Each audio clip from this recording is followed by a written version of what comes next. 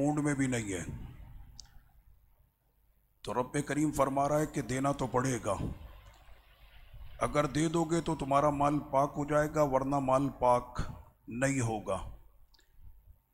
ساتھ میں یہ بھی فرمایا کہ میرے محبوب جب یہ آپ کو مال پیش کریں تو آپ ان کے لیے دعا کریں، کیونکہ آپ کی دعاؤں سے ان کے بے قرار دلوں کو سکون ملے گا۔ صدقہ دینے سے، زکوٰۃ دینے سے مال میں کمی نہیں ہوتی۔ یہی تو قرآن کا اعجاز ہے کہ بندہ کہہ رہا ہے لاکھ میں سے 10,000 اگر میں نے دے دیے، یا لاکھ میں سے میں نے 2,500 زکوٰۃ دے دی تو میرے تو 2,500 کم ہو گئے۔ آقا نے فرمایا کہ صدقے سے مال میں کمی ہوتی نہیں ہے، بلکہ فرمایا کہ صدقے سے مال میں اضافہ ہوتا، برکت ہوتی۔ اس کے بعد پھر آگے آج وہ ذکر بھی آ رہا ہے کہ جس میں مسجد درار کی باتیں ہوں گی۔ مسجد دو قسم کی ہوتی ہے، ایک مسجد تقوی ہے، ایک مسجد درار ہے۔ مسجد درار کون سی مسجد ہے؟ جس کو ہم اپنی زبان میں کہتے ہیں مسجد زرار، کہ جہاں پر لوگوں کے دلوں میں تفریق ڈالی جائے، مومنوں کے دلوں کو آپس میں توڑا جائے۔ اللہ کو یہ پسند نہیں کہ ہمارے دل آپس میں ٹوٹیں، اسی وجہ سے اسلام نے سب سے زیادہ جو علاج کیا وہ دل کا کیا۔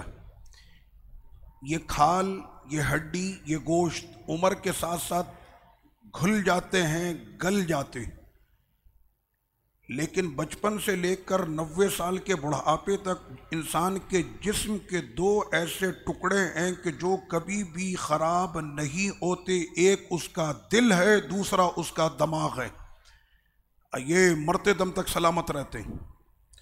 تو دل کے لیے رب نے فرمایا کہ جہاں پر مومنوں کے دلوں کو توڑ دیا جائے، ان میں تفریق ڈالی جائے، ان کے درمیان جو ہے وہ دشمنی کے فیصلے سنائے جائیں، جس مسجد میں یہ کام ہو وہ مسجد زرار ہے اور وہ منافقوں کی مسجد ہے۔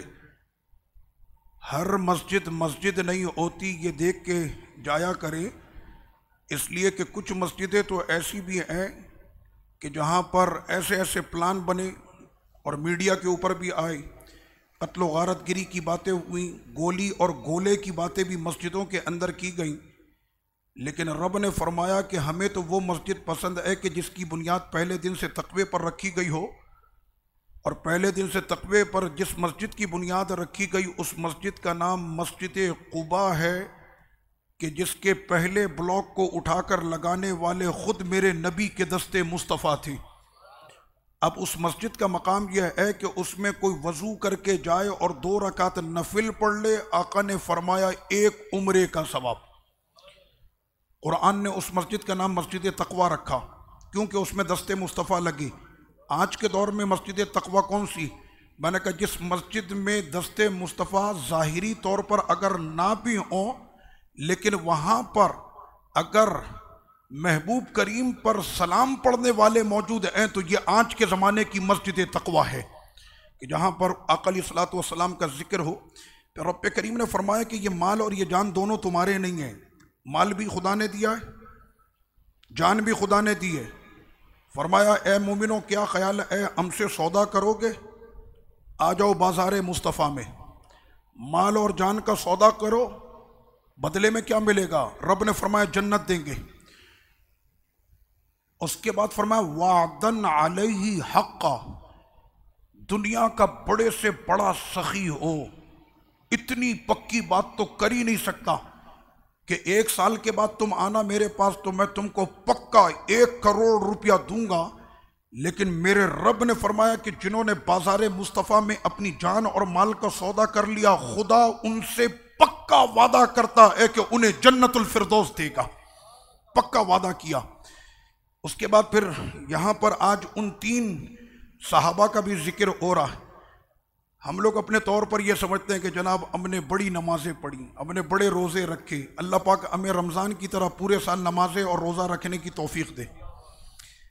رمضان شریف کے بعد بھی ہمارا یہ ذوق اللہ کرے بحال رہے۔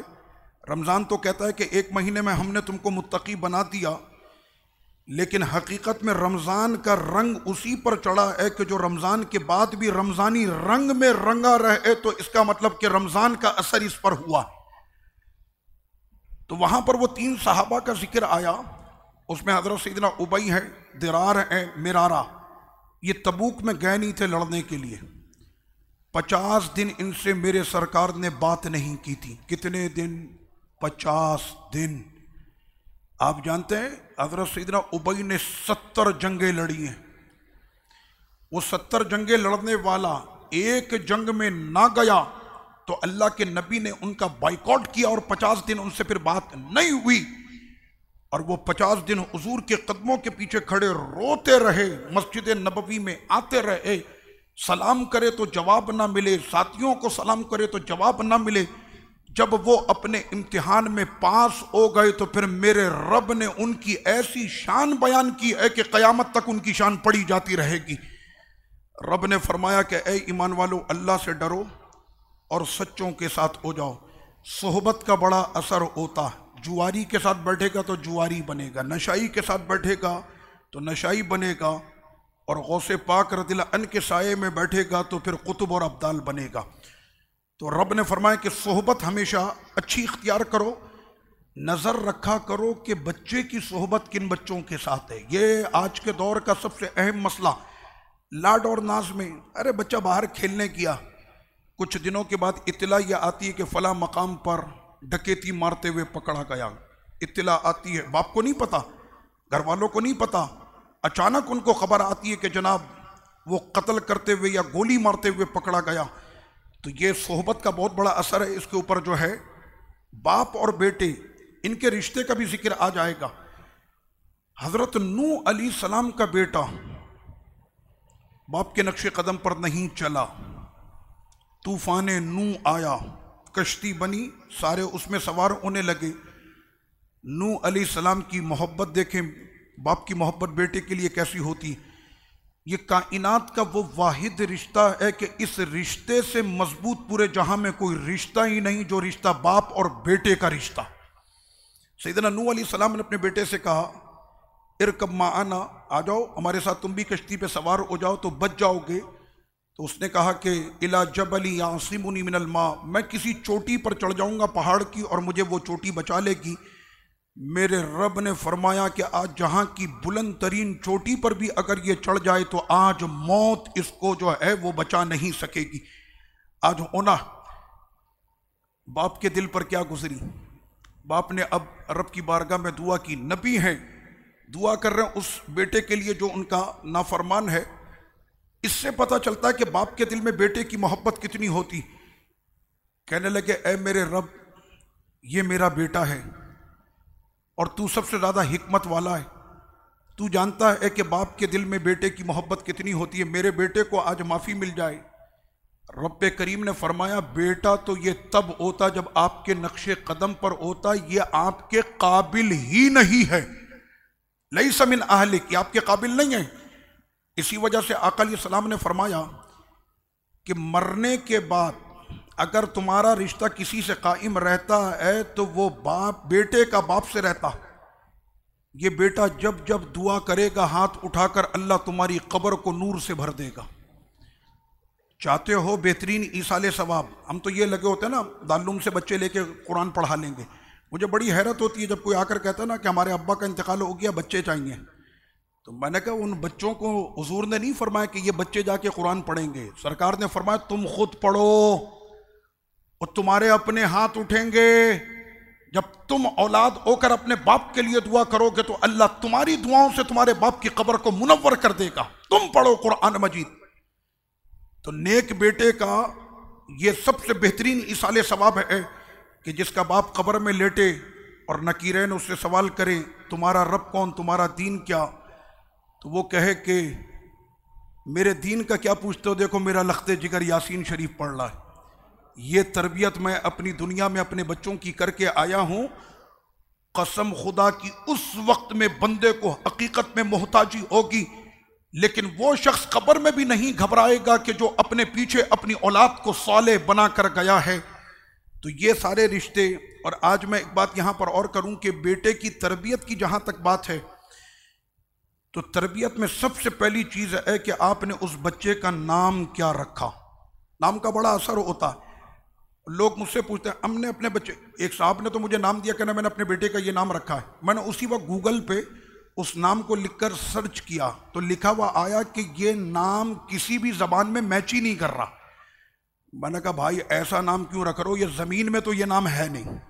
اب اگر تم نے کوئی آسمان کا نام رکھا ہے تو ایک الگ مسئلہ ہے، زمین میں یہ نام نہیں ہے. یونیک نیم ہے علامہ صاحب، ابھی تک کسی نے رکھا نہیں. نام ایسا رکھو کہ جو آقا علیہ الصلوۃ والتسلیم نے پسند فرمایا. حسن، اپنے شہزادے کا نام رکھا حسین.